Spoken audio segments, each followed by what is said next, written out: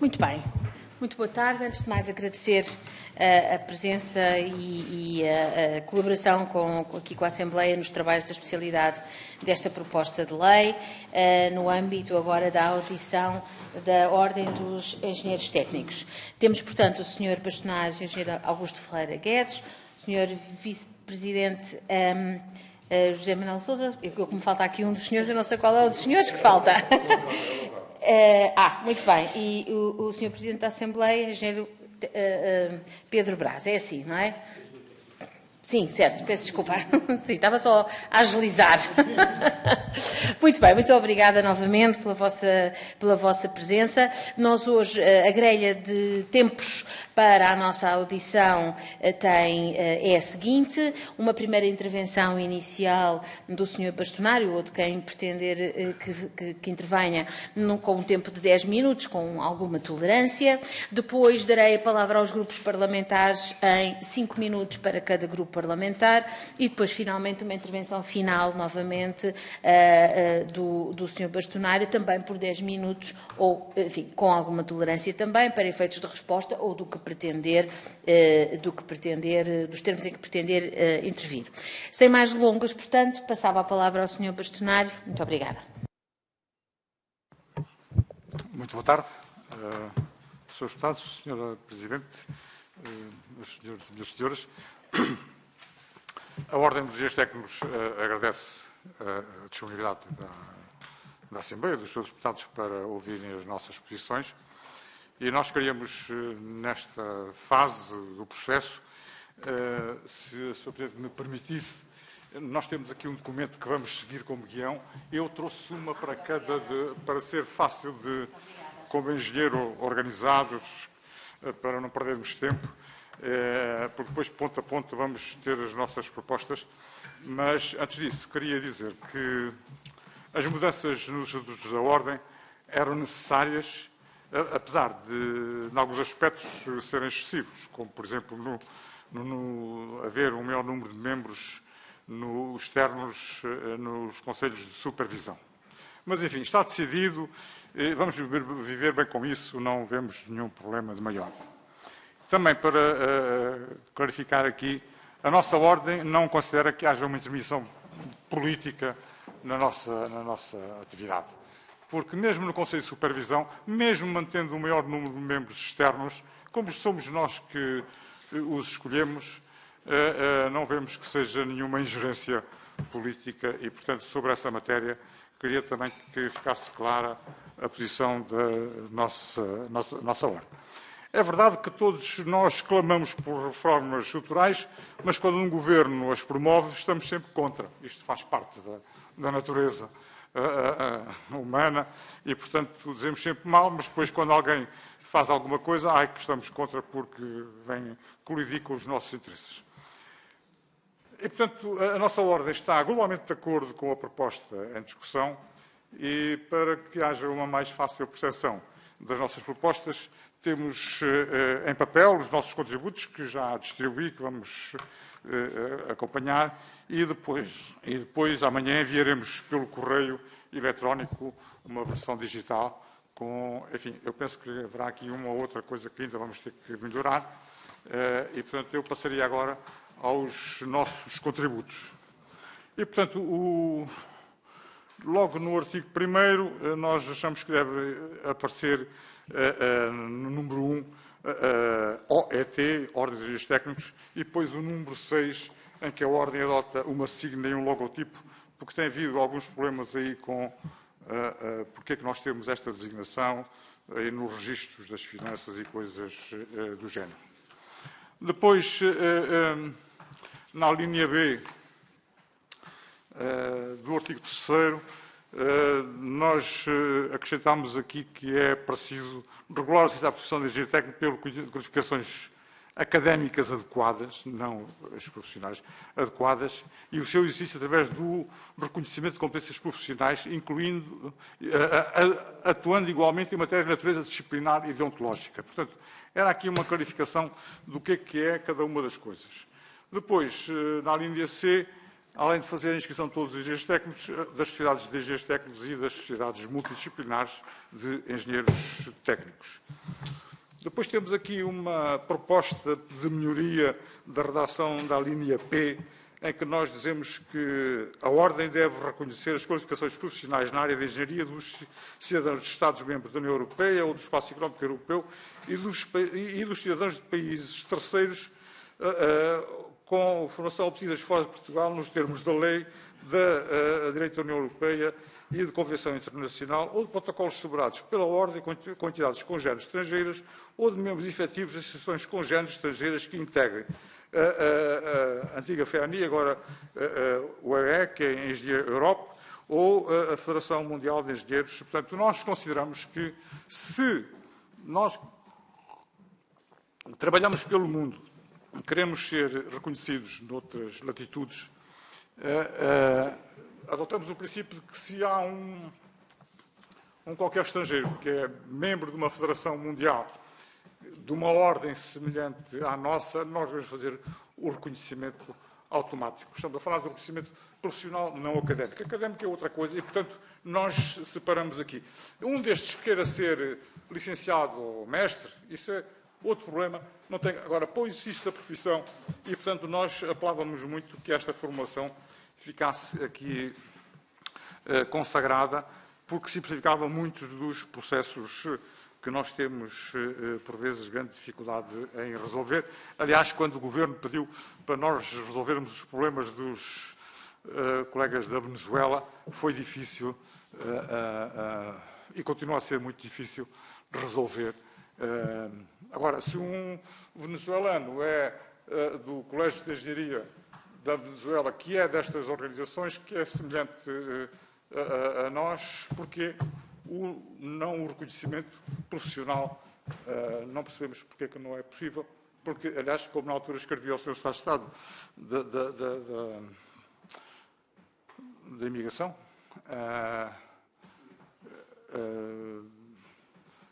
em que ele tinha pedido isso, mas nós temos, bom, mas isto é preciso agilizar o processo legislativo para nós não cometermos nenhum ilícito. Depois, no artigo 4, assim, não é muito importante, mas nós gostaríamos que a secção do Jornal dos Açores e da Madeira tivessem o mesmo tratamento aqui da linguagem das secções regionais do continente e, portanto, separá-las. Depois, na inscrição, no artigo 6º, na linha 3, número 3, e abordaremos isto depois também mais à frente, são atos de engenheiros técnicos que a legislação expressamente consagre, sendo as suas competências em função da respectiva especialidade densificadas em regulamento próprio. Isto é muito importante porque, ficando só como está, isto precisa de um regulamento que, aliás, nós já temos preparado para acionar assim que for aprovada esta matéria. Claro que este regime de inscrição que nós temos hoje, temos que depois o adaptar ao que existe hoje. Depois, no artigo 12, que foi revogado, depois há aí umas questões de aperfeiçoamento do português, mas no artigo 12, que foi revogado, nós repunhamos isto, candidatos com habilitações obtidas fora de Portugal. E, portanto, que vem, no fundo, na linha do que já anteriormente tínhamos dito, e, portanto, o que nós dizemos é que esses poderão, eventualmente, ter formação obrigatória em ética e deontologia. Depois, no artigo 14º, a linha C, voltamos ao problema pelos membros titulares do grau académico superior no domínio da engenharia, que sejam membros efetivos da Associação Profissional Congênere, da ISFANI e da FLOI. Depois também a domiciliação profissional do candidato, não é do membro, porque ele ainda não é membro efetivo. Depois, nos membros efetivos, no número 1, nós achamos que tem que haver, não está escrito, isso é uma das coisas que vamos depois corrigir esta noite e mandamos já amanhã, que são admitidos como membros efetivos e a condição de permanência depende da frequência com aproveitamento da formação em ética. Ou seja, ele primeiro tem que ser admitido para depois se manter naquele primeiro ano após a admissão, tem que ter essa formação. E passamos ao artigo 27A, em que diz que o primeiro ano como membro efetivo. Isto aqui é uma forma, enfim, nós não consideramos isto muito feliz, mas pronto, que no primeiro ano, nós já acabámos com o estágio há bastante tempo, o ano passado, não, há 2 anos já que não temos estágio. O estágio resume só o tempo necessário para o processo administrativo decorrer. Agora aparece esta formulação que diz que no primeiro ano tem que haver um acompanhamento por um engenheiro técnico de 5 anos. Bom, isto é uma coisa, enfim, não sei, não é muito pensamos que não é muito, poderá não ser muito útil, porque nem sequer especifica que tipo, eu sou civil, mas depois tenho acompanhamento que é de um informático. O que nós achamos é que tem que haver um gabinete de apoio técnico-jurídico na ordem para apoiar todos os que entram para a profissão, porque é difícil isto de começar. Não é? Portanto, e isso sim é que deve ser obrigatório. Nós já temos essa proposta também feita. No próximo dia 23 aprovaremos no Conselho Diretivo Nacional já essa matéria e, portanto, avançaremos. Só para dizer que na nossa linguagem aqui das cores, o vermelho é para acrescentar e o amarelo é para tirar. Isto há engenheiro civil que, portanto, os amarelos encarnados e, portanto, a linguagem não podemos agora aqui baralhar as coisas e, portanto, o que está amarelo e rasurado é para tirar, porque, por exemplo, aqui no Conselho Diretivo Nacional, na linha F, no artigo 35, quando diz que há sempre, na linha G, propor a Assembleia Representativa, não, é a Assembleia de Representantes. E, portanto, a linguagem depois tem que ser harmonizada no global. Depois aqui temos ainda uma matéria importante na linha X e Y que nós propomos. Propomos 2 alíneas para clarificar esta coisa dos atos. Portanto, pronunciar-se sobre as propostas do Conselho da Profissão, solicitando parecer vinculativo ao Conselho de Supervisão, sempre que exigido no presente Estatuto, e submetendo para a aprovação final à Assembleia de Representantes. A linha Y, sobre a proposta do Conselho da Profissão, aprovar os regulamentos relativos aos atos de engenharia e aprovar as declarações para o exercício dos atos de engenharia. Isto é muito importante, porque senão ficamos com isto tudo aberto e não é possível. No 36, onde nós dizemos onde está dito que o Conselho Fiscal integra ainda, nós dizemos um revisor oficial, ele não é eleito, portanto, é assessorado obrigatoriamente por um revisor oficial de contas, como aliás... Só, como estamos com o tempo já um bocadinho a contar, eu talvez, e como temos este documento que, aliás, agradecemos muito e é muito útil, se quisesse agora, num ou 2 minutos finais, salientar os pontos mais relevantes, porque, enfim, nós temos aqui as alterações que, como digo, tiveram a mobilidade de trazer. Só 2 questões. Uma que é, nós propomos nos colégios aquilo que será no futuro, mas nós gostaríamos que desde já, e sem prejuízo do que virá a ser, que ficasse já expresso os 17 colégios que nós propomos que existam. E, portanto, não parece que altere o espírito, mas desde já ficava consagrado isso, e isso era um avanço que se podia ter. E depois, nos transitórios, nas disposições transitórias, eu queria só chamar a atenção do ponto 13 e ponto 14, porque é assim, nós, nos 120 dias temos que fazer os regulamentos, temos que fazer essas coisas todas e temos que eleger os novos órgãos. Ora bem, nós se elegermos o Conselho Disciplinar Nacional, como nós temos 5 Conselhos Disciplinares Regionais, vamos ter 5 Conselhos Disciplinares Regionais em vigor, porque eles não são extintos, e mais o Conselho Disciplinar Nacional. Portanto, há aqui um... relativamente ao Conselho de Jurisdição, nós temos um Conselho de Jurisdição, vamos eleger outro, ficamos com 2 Conselhos de Jurisdição sobre este tempo todo. E, portanto, o que nós propomos é que, neste caso, se a Ordem optasse por fazer eleições em 80 dias, este mandato teria só 2 anos, para não alterar, ou então, se tivesse um mandato de 4, era suspensa o 31, que diz que não pode haver mais 2 mandatos. Depois, o outro caso também que tem a ver com isto, que é, no caso das eleições, há aqui muitos membros que são membros dos sindicatos e, portanto, vão ficar aqui numa situação de ilegal e, portanto, nós achamos que isso também ficava resolvido com essa proposta. Muito obrigada, Sr. Bastonário, pela concisão também. Peço desculpa por ser interrompido. Nesse caso, vamos passar então aos grupos parlamentares, começando já pelo Grupo Parlamentar do Partido Socialista, o Sr. Deputado Hugo Costa. Obrigado, Sra. Coordenadora do Grupo de Trabalho.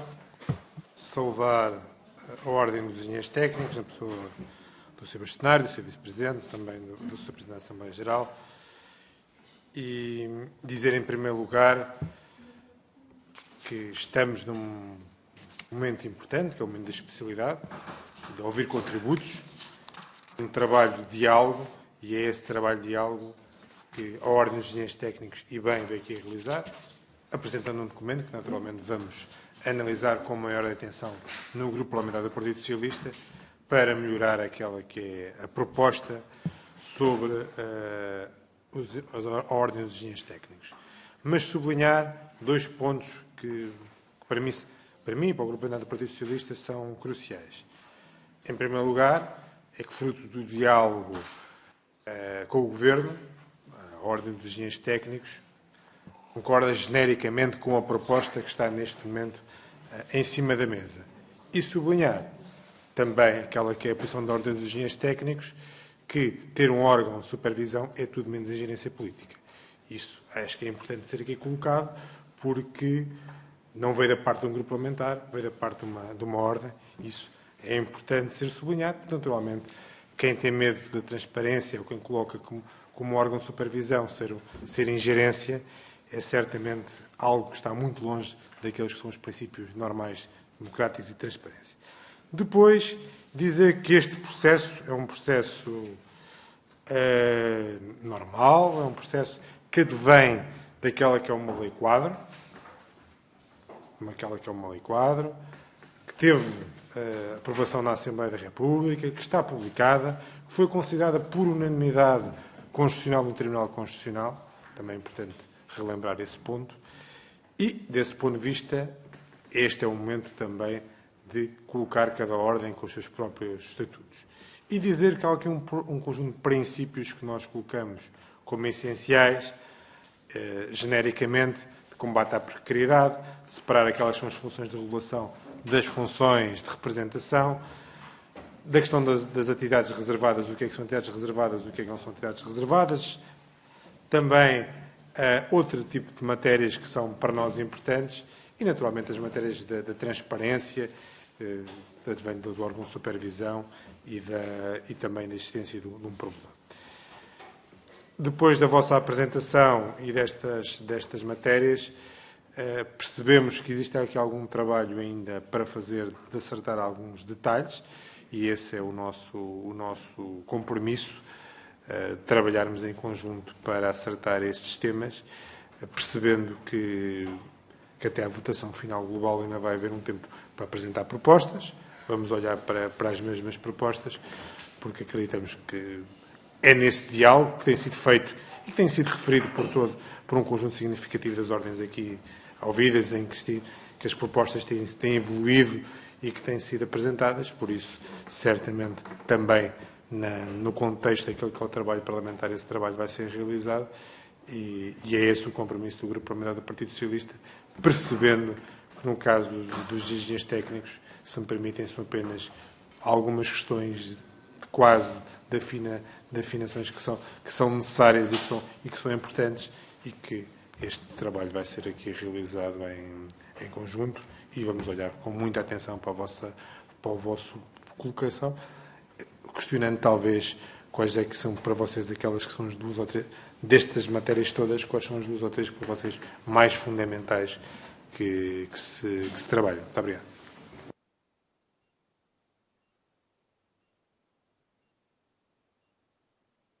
Muito bem. Sr. Deputado Costa, muito obrigada também pelo cumprimento do tempo. Sr. Deputado, agora do Grupo Parlamentar do Partido Social Democrata, Sr. Deputado Paulo Muniz. Tem a palavra. Muito obrigado, Sra. Deputada Coordenadora do nosso Grupo de Trabalho, senhoras e senhores deputados. Cumprimento, na pessoa do Sr. Bastonário Engenheiro Técnico Augusto Ferreira Guedes, os restantes membros que o acompanham nesta audição. E começava por dizer que, como de resto julgo ser do conhecimento público, o PSD votou contra, na generalidade, esta proposta que emana do Governo para a alteração dos estatutos das ordens profissionais. E gostaria de também dar duas dimensões da nossa apreciação.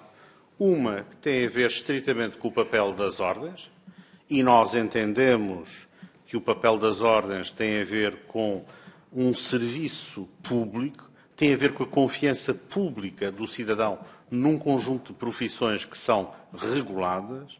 Confiança essa que foi delegada naquilo que é o crivo das ordens profissionais em matéria de competência profissional, em matéria de ação disciplinar, de deontologia, de cumprimento de normativos. Isto é, as ordens, por delegação do Estado, fizeram o papel de garantir ao cidadão que, ao recorrer a uma destas profissões reguladas, tem a garantia de não estar a ser defraudado na qualidade do serviço que lhe é prestado.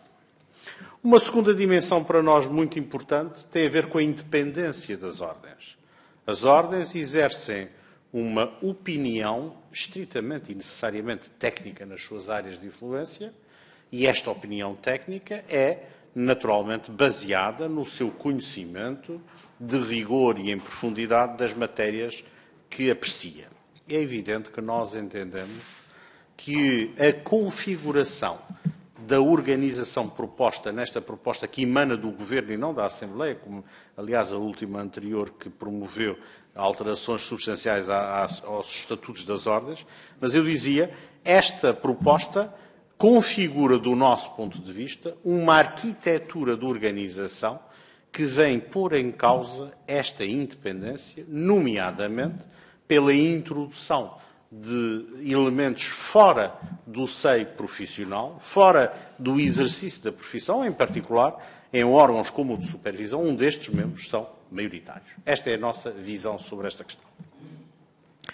Para além disso, não posso deixar de falar numa oportunidade do timing em que esta proposta surge, que decorre do facto da Ordem dos Médicos ter identificado, como soubemos, num lar da terceira idade em Reguengos de Monsaraz, situações profundamente inumanas, da Ordem dos Advogados ter denunciado, por exemplo, em Odmira, situações de violação grave dos direitos humanos que lá ocorreram, e nessa altura o Sr. Primeiro-Ministro disse, e passo a citar, as ordens profissionais não existem para fiscalizar o Estado.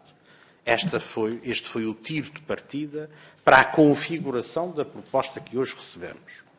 Na verdade, no fundo, este órgão de supervisão, coadjuvado com a metodologia e a arquitetura que se quer dar aos estatutos e que são proposta desta proposta de lei, vem, no fundo, inibir, ter a capacidade de influenciar e controlar opiniões das ordens, que, aliás, existem, muitas delas a beirar os 100 anos. E, portanto, desse ponto de vista, nesta configuração, nós temos uma oposição frontal, porque entendemos que a independência e a autonomia das ordens poderem, em qualquer governo, sob qualquer regime, exercer a sua opinião isenta e independente, deve ser imaculada e nunca se quer tocar a raia da sua, de que seja colocada em causa, como é esta proposta.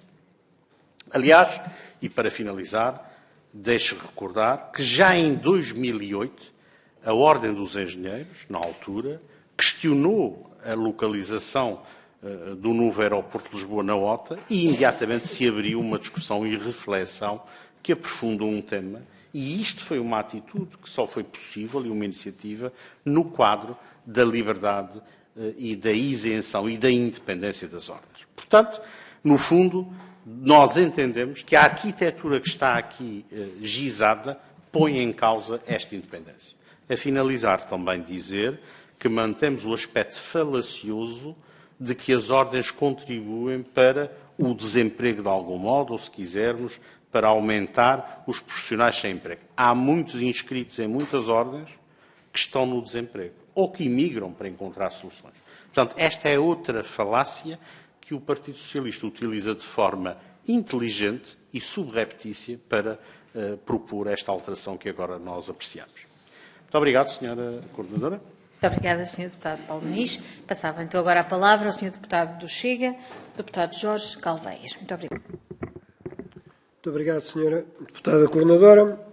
Senhoras e senhores deputados, o Chega agradece a presença da Ordem dos Engenheiros Técnicos nas pessoas dos senhores engenheiros Augusto Ferreira Guedes, José Manuel Sousa e António Lousada.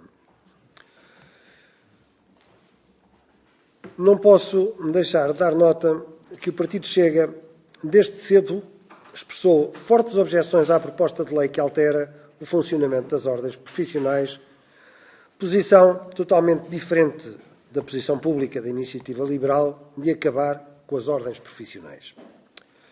Embora o Sr. Bastonário esteja, grosso modo, de acordo com a Lei 96, como foi evidente na sua intervenção, quero deixar aqui expresso que, na nossa opinião, com esta lei, o Partido Socialista e o seu Governo procuram um controle excessivo sobre as ordens profissionais e sobre os seus profissionais. A tentativa de aumento do poder do Governo através do órgão de supervisão, em detrimento dos já existentes Conselhos Gerais e Jurisdicionais das Ordens, são exemplos desta tentativa. O Partido Chega foi o primeiro a sublinhar que esta proposta do Governo Socialista não considera adequadamente as necessidades das profissões regulamentadas e a qualidade dos serviços prestados aos cidadãos. Apontámos o foco excessivo na abertura do mercado em detrimento da preservação dos serviços públicos e dos direitos dos consumidores. E assim, o Chega condena esta tentativa do Governo de controlar as ordens profissionais para expandir o seu poder político e prova disso foi a falta de consideração no tempo dado às ordens para se pronunciarem sobre uma proposta tão extensa, ou seja, 2 dias para analisarem mais de 700 páginas. O Partido Chega afirma aqui que tudo fará para que as ordens profissionais não sejam silenciadas. Passando às questões que quero colocar, e passo, portanto, a colocá-las, relativamente ao órgão de supervisão, sugerem uma fusão do atual Conselho de Jurisdição com o órgão de supervisão. Poderia fundamentar com maior detalhe esta proposta? Relativamente às disposições transitórias, matéria que tem suscitado muitas dúvidas noutras ordens, qual a vossa posição? Como veem, Vossas Excelências, a proposta de revogação da competência da Ordem dos Engenheiros Técnicos em participar no processo oficial da acreditação e avaliação dos cursos que dão acesso à profissão de engenheiro técnico. E, por fim, relativamente aos estágios remunerados e a sua duração, entendem que a medida está bem desenhada e promove o acesso à profissão? Muito obrigado.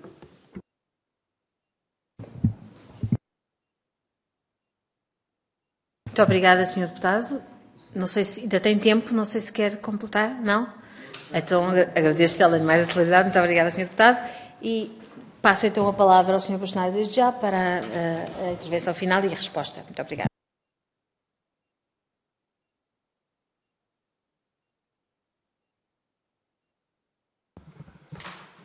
Eu queria... Isto é difícil de...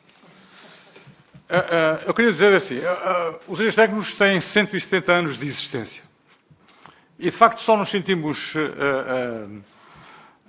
coagidos quando o Salazar acabou connosco, né? Portanto, e depois o 25 de Abril retomou o nosso percurso. Hoje nós temos 26 mil membros, cerca disso, 19 mil têm bacharelato e 7 mil têm licenciatura, mestrado, doutoramento e licenciatura pós-Bolonha. E na nossa revista que eu, embora juntei aí, digo aqui já há uns meses que, obviamente, consideramos que algumas normas da lei seriam desnecessárias, mas atendendo ao facto de a lei foi aprovada pelo Poder Político e validada pelo Tribunal Constitucional, só nos cabe cumprir o estipulado e fazer o nosso melhor para credibilizar o exercício da engenharia. Nos tempos conturbados que o mundo vive, temos de ser clarividentes, evitar atitudes que possam colocar em causa tudo o que foi conseguido em termos de qualidade de vida, não só material, mas também ao nível do bem-estar do cidadão livre e responsável. Eu depois vou pedir aos meus colegas para apresentarem o resto das coisas que nós tínhamos aqui, para opinarem, mas queria assumir aqui o ónus de algumas coisas que foram ditas que eu não consigo. Muita gente diz que tem mau feitio e se calhar é verdade.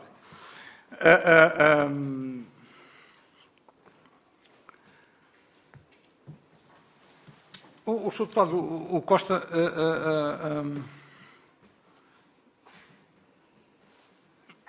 mostrou disponibilidade de podermos afinar alguns pormenores, algumas incongruências, questão da redação. Isto é um trabalho muito difícil. Só quem não... Nós que estamos há 40 anos na Ordem e que trabalhamos continuamente nesta legislação toda, isto é muito difícil de fazer. E seja qual for o governo, tem muita dificuldade em fazer isto, porque depois já há aqui coisas que é preciso uniformizar e, portanto, era preciso, de facto, aqui um trabalho de ourives agora para afinar os pormenores. E, portanto, agradeço a disponibilidade e quero manifestar a total disponibilidade da Ordem de trabalhar agora tecnicamente, porque politicamente as coisas estão resolvidas. E fico grato e ficaríamos todos gratos para poder contribuir para que uma lei não tivesse os erros que a lei atual tem. E agora passava para responder às questões que o Sr. Deputado Paulo Muniz fez. Primeiro, a última revisão foi feita pelo Governo. Fui eu que a negociei com o Secretário de Estado e com o Sr. Ministro Pires de Lima. Fui eu que... Aliás, a redação, algumas das redações foram feitas por mim. Foi uma iniciativa do Governo. Não foi do Parlamento. Fui eu que participei. Muitas horas. Só uma vez tivemos 12 horas seguidas. Portanto, eu acho que isso é uma inverdade. Peço imensa desculpa. Depois, a confiança pública, eu acho que com esta lei não é alterada. O que nós temos é uma desconfiança sobre o cidadão. Mas isso é genérico do povo português. E nós temos que contribuir para alterar isso.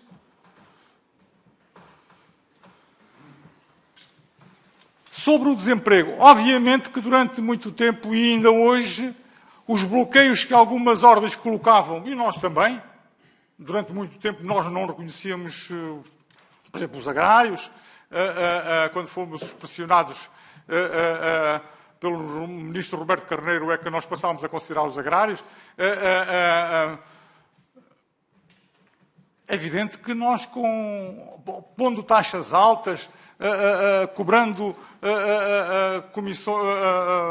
emolumentos altíssimos, obrigando-nos a fazer cursos, isso tudo era uma forma de impedir que as pessoas entrassem diretamente para o mercado de trabalho. O facto de nós não vemos aqui nenhuma alteração àquilo que existe hoje de participar no reconhecimento dos cursos. Outra coisa é dizer se a agência da A3ES nos dá muito os ouvidos. E se aprova cursos que não fazem sentido. Aliás, um dos colégios que nós temos aí, que é o Colégio de Engenharia Geral, que é o 17, é para fazer face aos cursos que não têm à cabeça condições para entrar no mercado de trabalho, que nós vamos considerar um colégio específico para isso, para eles poderem começar a ter uma atividade e poderem fazer formação complementar para fazerem outras coisas, porque o técnico aprovou um curso agora que se chama Engenharia Geral, que não dá nenhuma formação específica de coisa nenhuma. Mas isso é um problema da agência, se calhar vale a pena tratar dele noutro âmbito.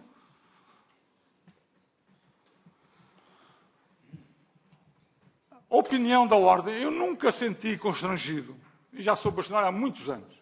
Sempre disse aquilo que me apeteceu, porque sou um homem livre e continuo livre. Por exemplo, sobre os aeroportos, estamos a promover uma conferência que posso aqui revelar em primeira mão, sobre a conferência da possibilidade do aeroporto ser em Santarém.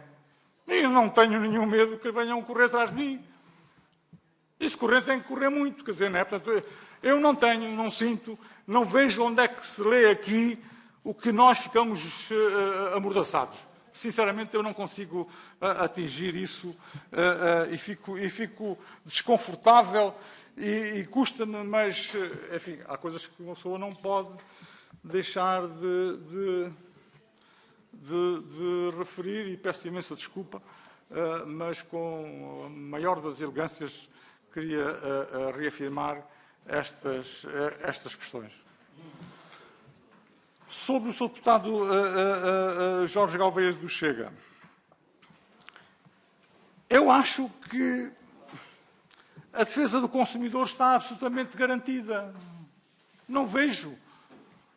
Com o nosso modelo de declarações para cada ato específico, em que eu tenho que referir qual é o projeto que eu vou fazer e quais as competências que não... Cada um de acordo com a Lei 40 e 41, cada um de nós sabe, cada um dos nossos membros tem uma ficha própria com os atos que pode praticar. Não pode praticar qualquer um. Eu sou civil. Eu não posso praticar um conjunto vasto e enorme de atos, porque não tenho formação complementar, por exemplo, em estruturas. Eu não faço cálculo sísmico. Mas tenho a opinião que o novo Hospital de Lisboa tem que ter a separação, o isolamento para os sismos. E alguém me vai dizer que eu não tenho direito de ter opinião. E acho que o Governo e a Assembleia da República, se permitirem que o novo hospital seja constituído sem esta proteção, comete um enorme erro e corre um risco de, no dia que houver um sismo, serem responsáveis, pelo menos moralmente, não terem obrigado que o projeto tenha este isolamento. E eu tenho medo disso? Não tenho, nunca tive. Não percebo esta coisa, de facto, não pertence. Não percebo. Relativamente aos estágios remunerados, claro, os estágios remunerados, todos sabemos que eram forma de pôr os jovens a trabalhar de borla para nós. E posso dizer isso com propriedade, porque sou empresário há muitos anos e sempre utilizei mão de obra barata também. E acho justíssimo, não na primeira proposta do Governo, que dizia que era o salário mínimo, mas é pela justa remuneração que tiverem. Por isso nós, na nossa proposta com o Governo e com a Sra. Ministra e com o Sr. Estado de Estado, nós achámos que não era aquela formação que lá devia estar, mas é um engenheiro técnico deve ser remunerado pelo trabalho que faz. Relativamente às normas transitórias, como já dissemos, elas são insuficientes porque criam aqui uma série de problemas. Mas eu agora passava ao meu colega Zé Manuel Sousa e ao Pedro Brás para poderem também dizer alguma coisa para não ser só eu. E peço desculpa do calor, mas tem que ser. Muito obrigado. Realmente agradecemos as questões que nos foram colocadas. Há aqui uma série de aporos que me parecem muito importantes, como o problema... Eu não sei se isto é muito regular, mas eu precisava que me substituíssem durante um minuto, que eu tenho aqui uma urgência familiar. Pode ser? Peço muita desculpa.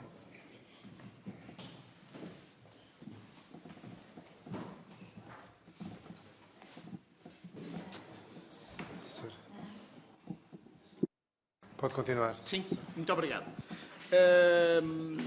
E, portanto, como são intervenções muito importantes, como trazer à discussão o problema da precariedade, a representatividade e os atos de cada uma das profissões, para que não hajam sobreposições desses mesmos atos, e a transparência acima de tudo. Por isso é que o Sr. Bastonário já disse desde o início que não nos sentimos coagidos de maneira nenhuma, porque sempre tivemos transparência, sempre tivemos esse tipo de abordagem para com o Estado e para com os cidadãos.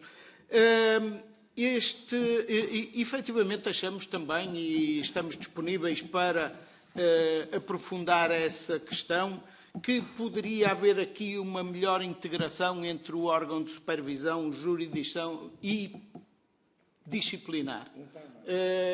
Eventualmente, o jurisdição e o disciplinar têm ou poderão ter algumas funções que são sobrepostas e, portanto, achamos que, eventualmente, um deles acumular as duas funções que tenha mais o outro e, portanto, simplificaríamos o processo administrativo e burocrático das ordens.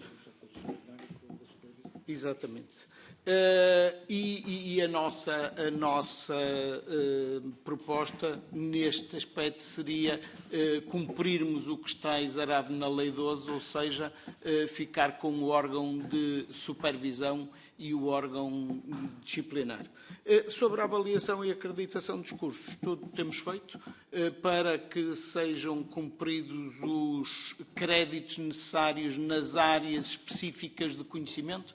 Efetivamente, esta última alteração de estruturas curriculares do ensino universitário, que passou de 5 anos com os famosíssimos mestrados integrados para os 3+2, que é o modelo que o ensino superior politécnico já faz há muito tempo, vai criar durante muito tempo algum distúrbio na qualificação daquela formação inicial e, portanto, daí termos criado, digamos que um buffer quando criamos um colégio para que todos possam ter algum tipo de atividade dentro da formação que têm e, posteriormente, possam integrar as especialidades que lhe são características dada a formação que estão a fazer depois de complementarem o número de créditos suficiente para poderem exercer. Muito obrigado. Muito obrigado. Agradecer também à Ordem dos Engenheiros Técnicos. Muito bem. Já passámos um pouco o tempo, mas Ponte Lourenço para terminar. Gasto 30 segundos no que vou dizer. Então, a primeira coisa que eu queria dizer é que esta nossa proposta não tem nenhum truque. Okay? Portanto, deve ser entendida como uma tentativa de aperfeiçoar aquilo que é proposto, mas não tem nenhuma tentativa de procurar subverter o que está na lei. Em segundo lugar, queria falar sobre a tutela do Governo. Neste momento, na lei anterior, já existia a tutela do Governo e já existia a necessidade de o membro do Governo homologar alguns regulamentos. E, portanto, eu não vejo que o Conselho de Supervisão tenha o poder para ser considerado ingerência do Governo. Como disse o Sr. Bastonário, somos nós que escolhemos as pessoas que vão fazer parte da lista para o Conselho de Supervisão e, portanto, era só tentar clarificar esta questão. A dúvida que nós temos, que esta sim é uma dúvida existencial relativamente ao que está escrito na lei, qual é que é o propósito do Conselho de Supervisão, nós achamos que o Conselho da Profissão, uma das coisas que estava na proposta de estatuto é que o Conselho da Profissão enviava diretamente para o Conselho de Supervisão sem o CDN se pronunciar, o Conselho Diretivo Nacional. E, portanto, nós achamos que o Conselho da Profissão deve submeter ao Conselho Diretivo Nacional, o Conselho de Supervisão deve ser chamado a emitir parecer vinculativo e quem aprova os regulamentos, o que é que seja, é a Assembleia de Representantes. E, portanto, era este entendimento que eu gostava que também esta discussão pudesse clarificar, porque eu acho que o Conselho de Supervisão, sendo um órgão de supervisão, o que deve é, de alguma maneira, fiscalizar a regularidade e, portanto, a bondade das propostas. Seja como for, o órgão de deliberação final devia ser a Assembleia de Representantes, deveria passar, eventualmente, por este percurso, Conselho da Profissão, Conselho Diretivo Nacional, quando fossem aspectos relacionados com a profissão. O Conselho de Supervisão é chamado a emitir parecer vinculativo e, portanto, tem o poder de parar o processo ali e quem aprova as versões finais seria a Assembleia de Representantes. Muito obrigado. Muito obrigado. Agradecer por isso também em nome do Grupo de Trabalho à Ordem dos Engenheiros Técnicos por contributos. Também, se quiserem depois enviar mais matérias, certamente será importante para o trabalho dos grupos parlamentares. E agradecer novamente a audição e aos grupos parlamentares.